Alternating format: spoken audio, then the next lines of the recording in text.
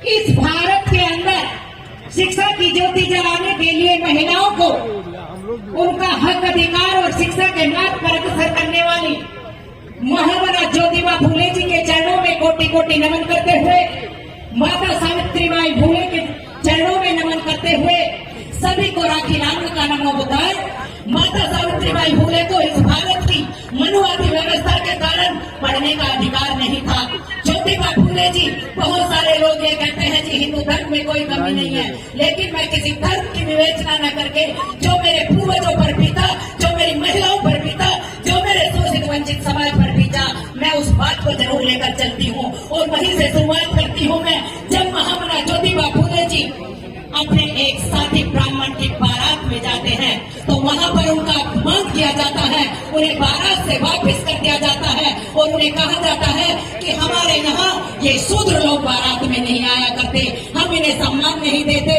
वो बारात से वापस लौट कर आते हैं, उनकी आंखों में आंसू होते हैं। माता सावित्रीबाई फूले जब वो घर पर आते हैं तो बहुत दुखी नजर आती हैं। उनकी आंखों में आंसू देखकर महामना ज्योतिबा फूले जी कहते हैं कि सावित्री, आज उन लोगों ने मेरा अपमान किया है, मैं उन लोगों को नहीं छोड़ूंगा।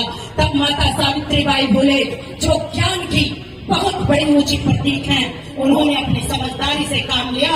और मेरी माताओं बहनों, आपको भी अपने बच्चों को, अपने पति को, अपने भाइयों को वही सीख देनी है जो माता सावित्रीबाई फूले ने दी। उन्होंने कहा कि आप एक को मारोगे, दो को मारोगे, उससे क्या होगा? धन्यवाद।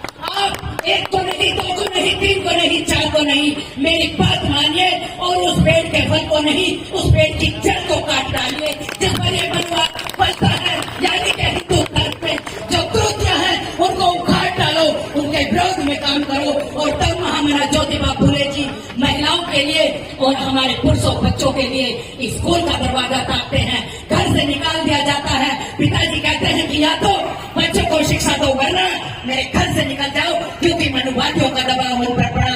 बात नहीं मानी पिताजी की, घर का त्याग कर दिया। शरण किसी हिंदू ने नहीं दी, हिंदू ने नहीं दी शरण। मैं मन से ठोक कर कहती हूँ कि जो लोग ये कहते हैं कि आप हिंदू धर्म का नाम लेते हो, माता सावित्रीबाई फूले और महामना ज्योतिबा फूले को किसी ने भी अपने घर में शरण नहीं दी, बहिष्कार कर दिया गया उनका।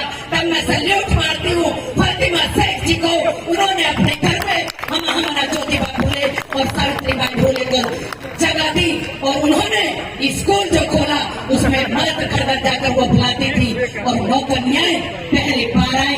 लेकिन रिजल्ट देखिए, वो काम करती गई, टीचर फेंके गए, साड़ियां सड़ती चली गई, साड़ियां फटती चली गई, लेकिन माता सावित्रीबाई फूले के कदम नहीं रुके, महामना ज्योतिबा फूले जी के कदम नहीं रुके।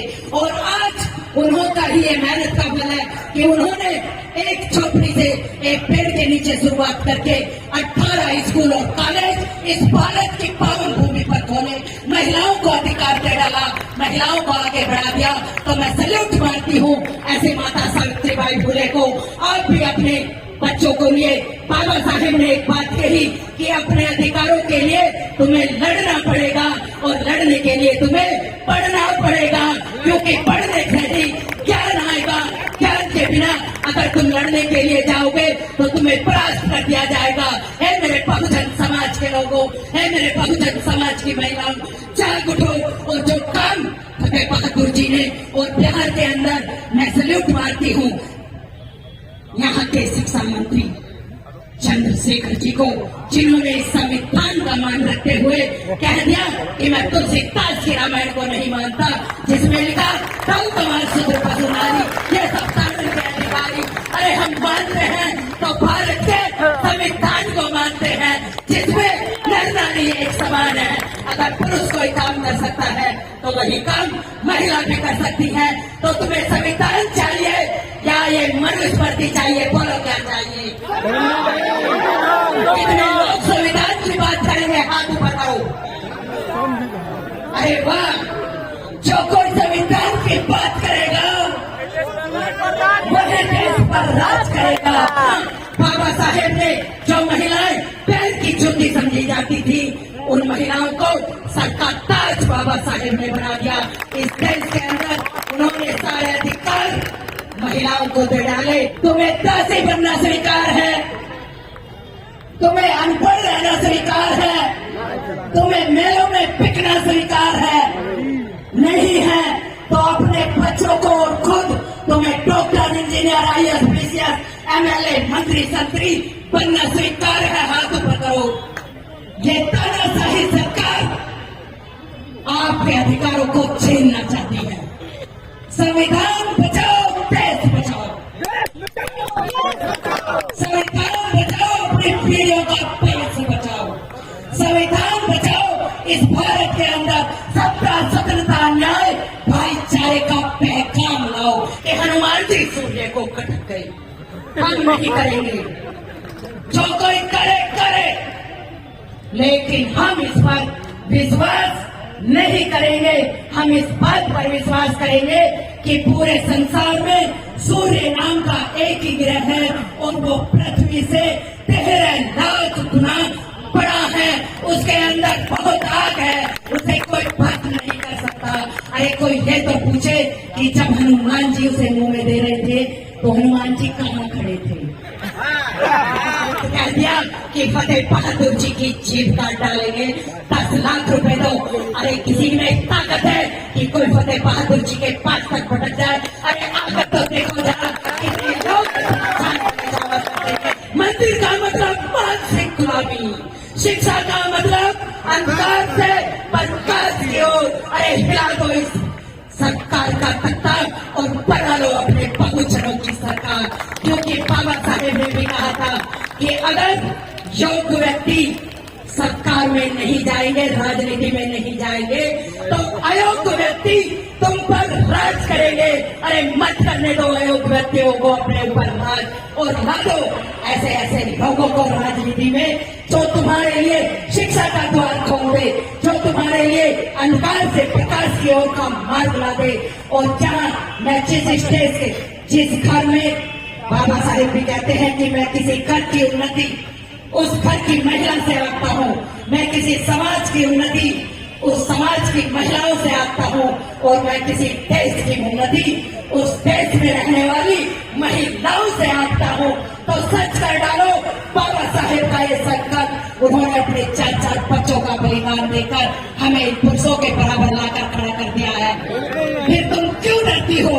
भारत का संविधान तुम्हारे साथ है। बन जाओ, हर एक कुर्सी पर कब्जा कर डालो, हर एक मंच की आप आभारी रहो।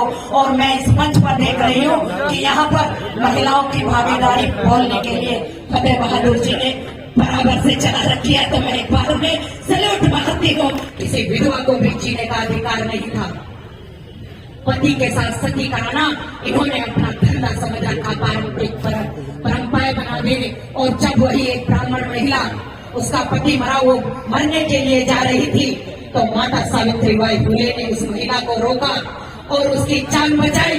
और उसने कहा कि मेरे बच्चे का क्या होगा, लोग मुझे जिंदा नहीं छोड़ेंगे, इस धर्म में मुझे जिंदा रहने का अधिकार नहीं है। माता सावित्रीबाई फुले ने कहा कि मेरे रहते हुए कौन तुम्हारी हत्या करेगा, मैं तुम्हारे बच्चे को पालूंगी। और वही बच्चा आगे चलकर माता सावित्रीबाई फुले ने उस बच्चे को पाला, उस महिला को शरण दी, और वो बच्चा आगे चलकर एक डॉक्टर बना। माता सावित्रीबाई फुले का नाम रोशन किया, महामना ज्योतिबा राव जी का नाम रोशन किया। तो हम ऐसे महामानवों के रास्ते पर चलकर अपने इस सर को झुकाए, उनसे कुछ सीख लेकर जाए कि राजनीति में जाने का अधिकार केवल उन लोगों को मिलेगा जिसके पास शिक्षा होगी, संपत्ति होगी, जायदाद होगी। तो बाबा साहेब ने कहा कि अच्छा, ये भारत तुम्हारे पास की प्रगति है।